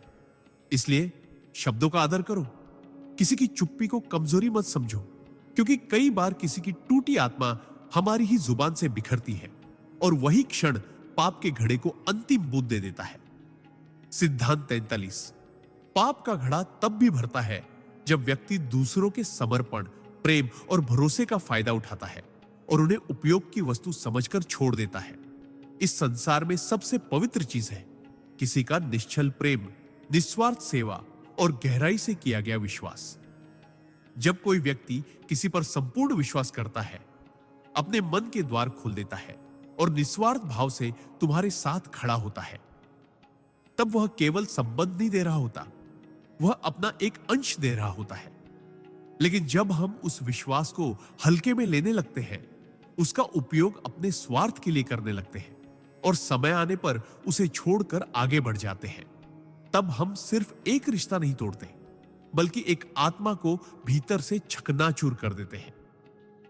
परमहंस योगानंद कहते हैं कि प्रेम एक दिव्य शक्ति है और इसका अपमान करना स्वयं परमात्मा का अपमान है। जब कोई तुम्हारी खुशी के लिए अपने सपनों को पीछे रखता है, तुम्हारे लिए तकलीफें सहता है और फिर तुम उसे कमजोर, पुराना या अब जरूरत नहीं समझकर छोड़ देते हो, तो वह एक ऐसा सूक्ष्म पाप बन जाता है जो सीधे तुम्हारी आत्मा में जहर घोल देता है। हर बार जब हम किसी समर्पित आत्मा को दर्द देते हैं, उसका भरोसा तोड़ते हैं, उसे उपयोग कर फेंक देते हैं, तब पाप का घड़ा चुपचाप भरता रहता है। वह व्यक्ति कुछ नहीं कहता, पर उसकी टूटी हुई आह भीतर की दुनिया को झकझोर देती है। और जब घड़ा फूटता है, तब जीवन में ऐसे अकेलेपन, पछतावे और आत्मग्लानि का तूफान आता है जहां कोई भी तुम्हारे साथ खड़ा नहीं होता, क्योंकि तुमने उन्हीं लोगों को छोड़ दिया था जो बिना शर्त तुम्हारे साथ थे। इसलिए किसी के प्रेम और समर्पण को हल्के में मत लो। यह अवसर नहीं, ईश्वरीय परीक्षा होती है। और जिसे तुमने आज जरूरी नहीं समझा, वही कल तुम्हारा सबसे बड़ा अधूरापन बन सकता है। सिद्धांत 44। पाप का घड़ा तब भी भरता है जब व्यक्ति स्वयं को ही इतना छोटा समझ लेता है कि वह ईश्वर द्वारा दिए गए अपने आत्मिक उद्देश्य को पहचानने से ही इनकार कर देता है। हर आत्मा इस धरती पर किसी न किसी कारण से आई है, कोई संयोग नहीं होता। लेकिन जब व्यक्ति बार बार अपने बारे में हीन भावना पालता है, मैं तो कुछ नहीं कर सकता, मुझ में कोई विशेषता नहीं, ईश्वर मुझे क्यों चुनेंगे, तब वह केवल खुद को नहीं बल्कि उस ईश्वरीय योजना को भी ठुकरा देता है जो उसके जीवन के माध्यम से कुछ बड़ा रचने वाली थी। परमहंस योगानंदा कहते हैं कि आत्मा अनंत सामर्थ्य की वाहक होती है, लेकिन जब वह स्वयं को सीमित मानने लगती है, तब वही विश्वासहीनता धीरे धीरे पाप का रूप लेने लगती है।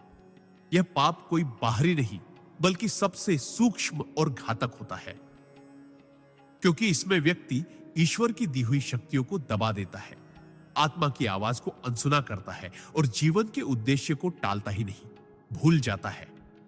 जब व्यक्ति स्वयं से भागता है, आत्मबल को नजरअंदाज करता है और दूसरों से तुलना करके अपने अस्तित्व को तुच्छ मान लेता है, तब यह आत्मा के प्रति अन्याय होता है। यही अन्याय रोज पाप के घड़े में एक अदृश्य बूंद बनकर गिरता है।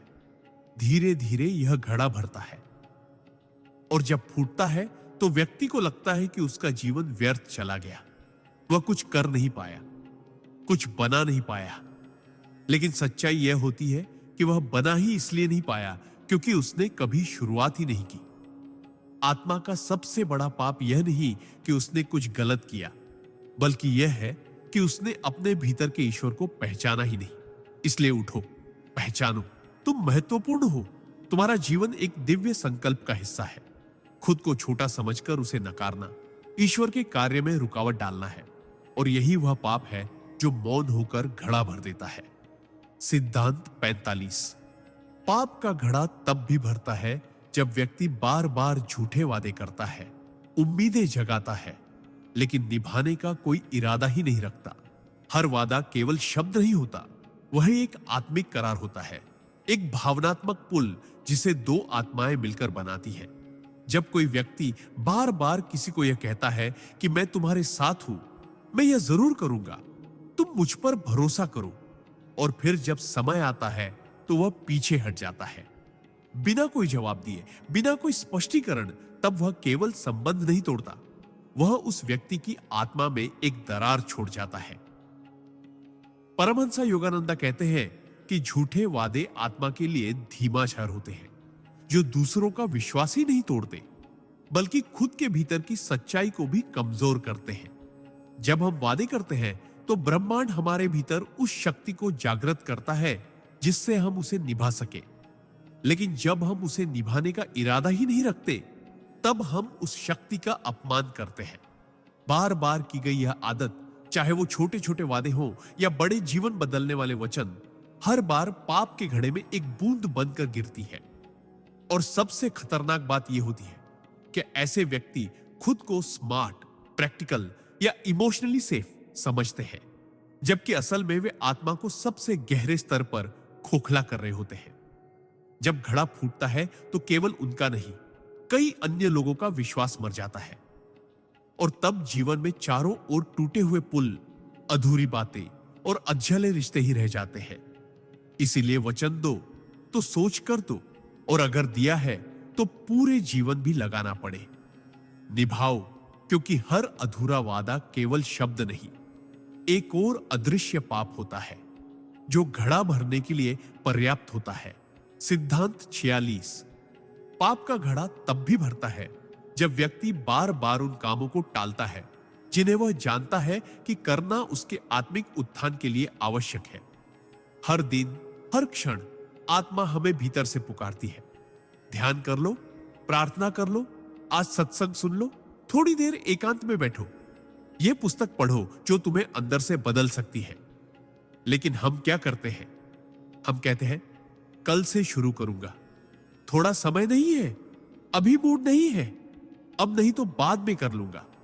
और यही बाद में का भ्रम आत्मा को सबसे ज्यादा नुकसान देता है।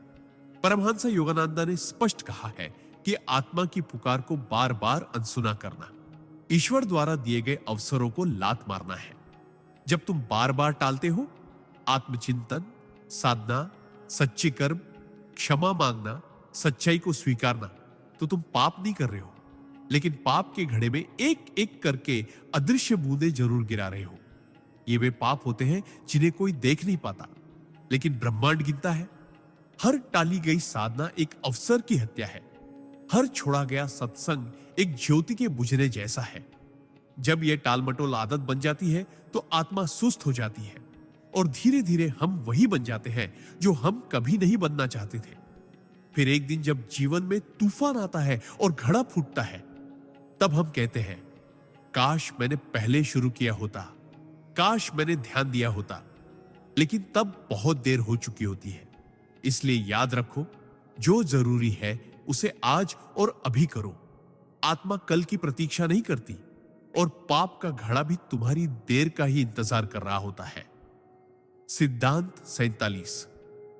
पाप का घड़ा तब भी भरता है जब व्यक्ति अपने स्वार्थ की पूर्ति के लिए दूसरों की भावनाओं से खेलता है और उन्हें केवल एक साधन मानकर छोड़ देता है। इस संसार में सबसे नाजुक चीज है किसी का भरोसा और सबसे पवित्र चीज है किसी का सच्चा प्रेम।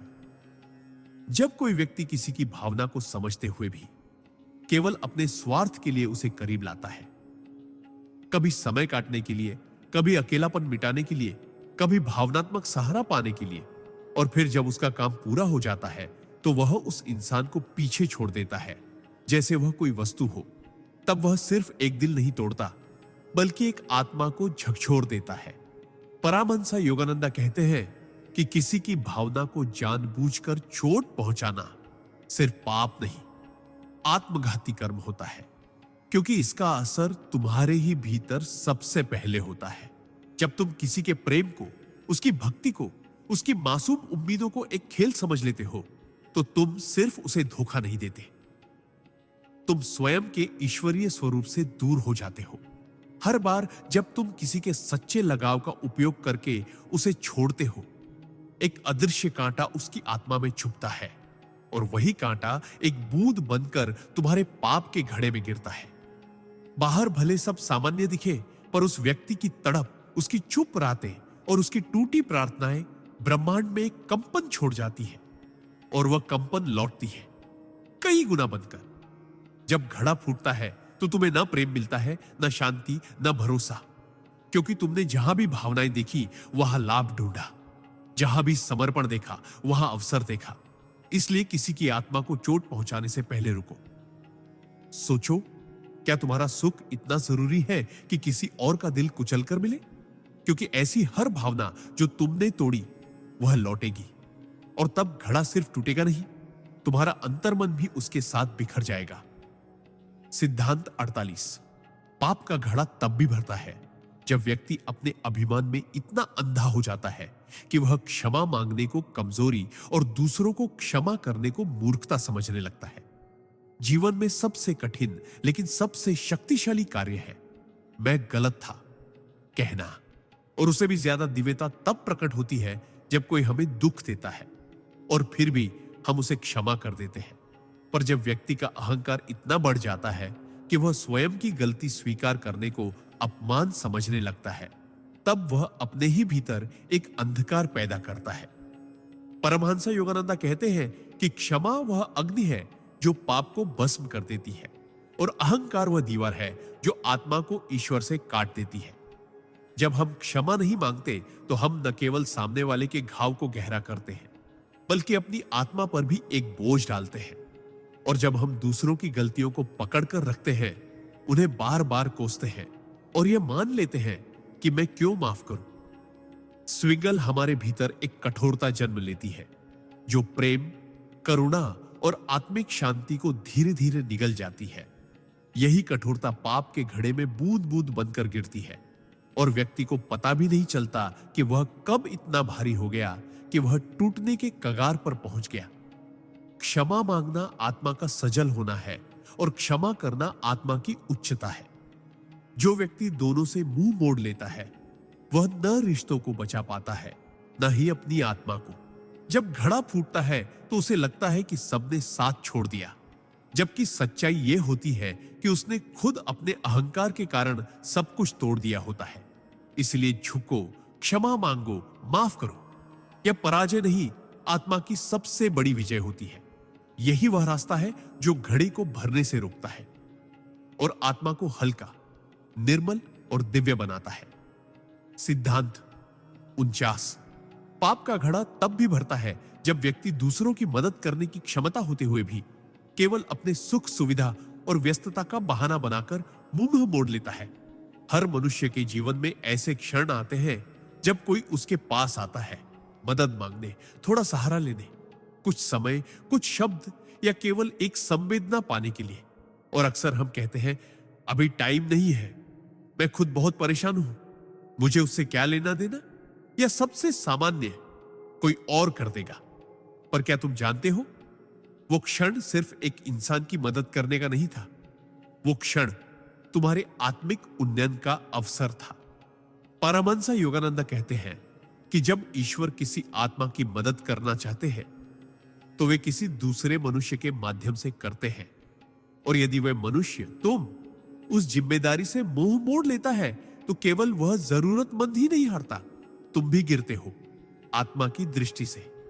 जब तुम किसी का दुख जानते हो, मदद कर सकते हो, लेकिन फिर भी स्वार्थ, आराम या उदासीनता के कारण कुछ नहीं करते, तो वह एक मौन अपराध होता है जो तुम्हारी आत्मा पर एक बोझ बन जाता है।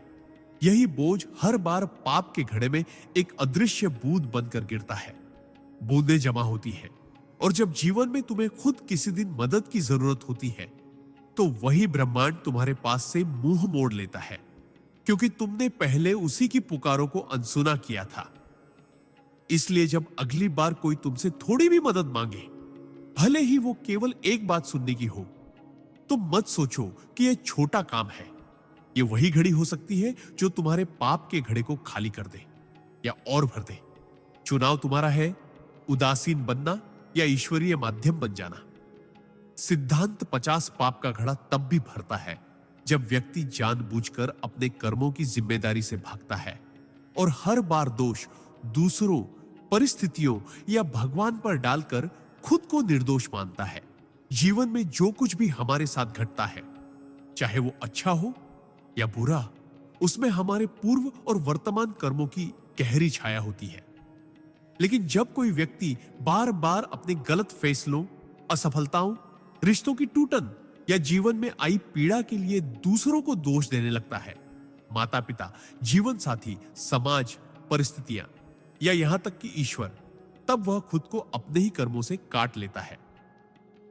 परमहंस योगानंद कहते हैं कि जब तक व्यक्ति अपने जीवन की संपूर्ण जिम्मेदारी नहीं स्वीकार करता, तब तक वह आध्यात्मिक रूप से आगे नहीं बढ़ सकता।